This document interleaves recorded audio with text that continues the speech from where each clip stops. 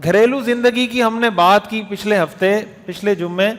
اب ہمارے ہاں جو گھروں کا نظام ہے، گھروں میں جوائنٹ فیملی سسٹم کی اگر میں بات کروں، شریعت کا مزاج، شریعت کا تصور وہ یہ ہے کہ ہر آدمی کا رول ڈیفائن ہونا چاہیے، ہر آدمی کی ذمہ داری واضح ہونی چاہیے. شوہر کو پتا ہونا چاہیے میں نے کیا کرنا ہے، بیوی کو پتا ہونا چاہیے میں نے کیا کرنا ہے. اگر جوائنٹ فیملی سسٹم ہے تو بہو کو پتا ہونا چاہیے کہ میں نے کیا کرنا ہے، ساس کو پتا ہونا چاہیے میں نے کیا کرنا ہے. اسی طرح سب کو یہ بھی پتا ہونا چاہیے کہ کیا کیا کام سامنے والے کی ذمہ داری ہے اور کیا کیا کام سامنے والے کی ذمہ داری نہیں ہے. حضرت فاطمہ رضی اللہ تعالی عنہا کا جب نکاح ہوا اور رخصتی ہوئی تو روایات سے معلوم ہوتا ہے حضرت علی رضی اللہ تعالیٰ عنہ کی والدہ کا نام بھی فاطمہ تھا. حضرت علی رضی اللہ تعالی عنہ کی جو والدہ تھی ان کا نام بھی فاطمہ تھا، فاطمہ بنت اسد، جو حضور کی چچی ہیں. حضور کی پرورش انہوں نے کی ہے، اصل میں حضور علیہ الصلاۃ والسلام کی پرورش انہوں نے کی ہے.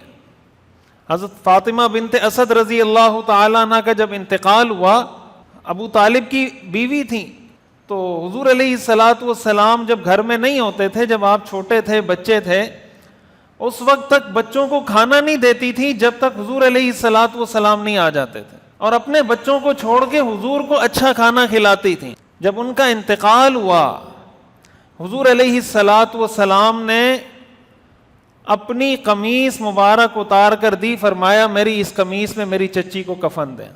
پھر جب ان کی قبر کی کھدائی کی باری آئی، حضور علیہ الصلاۃ والسلام جب ان کی قبر کی کھدائی مکمل ہو گئی، آپ علیہ الصلاۃ والسلام جا کر ان کی قبر میں لیٹ گئے خود. صحابہ نے پوچھا یا رسول اللہ، ہم نے آپ کو کبھی ایسا کرتے ہوئے دیکھا نہیں ہے، آپ ان کی قبر میں جا کے خود کیوں لیٹ گئے؟ حضرت عمر رضی اللہ تعالیٰ عنہ نے پوچھا، آپ نے فرمایا انہا کانت امی بعد امی، وہ میری ماں کے بعد دوسری ماں تھی. انہا کانت امی بعد امی، میری اصل ماں حضرت آمنہ کے بعد میری دوسری ماں حضرت فاطمہ بنت اسد تھیں.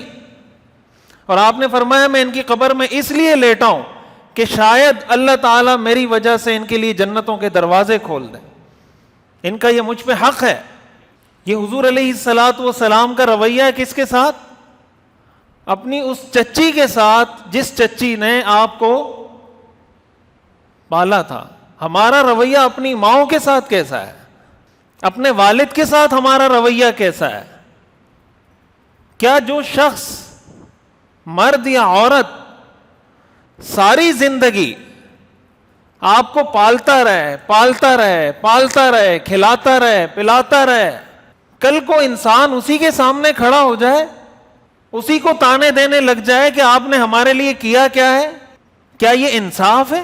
ان اللہ یأمر بالعدل، اللہ انصاف کا حکم دیتا ہے.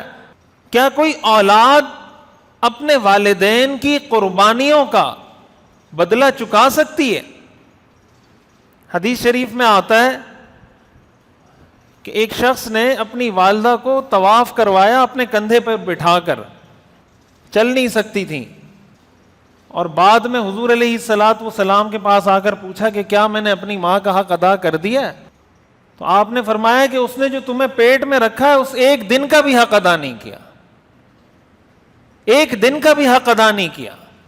کیا ہم اس بات کا اندازہ لگا سکتے ہیں کہ ماں جب بچے کو پیٹ میں پالتی ہے وہ کن تکلیفوں سے گزرتی ہے، کن پریشانیوں سے گزرتی ہے، اس کی صحت کتنی ڈاؤن ہو جاتی ہے، کتنی جلدی اس کی صحت ڈھل جاتی ہے؟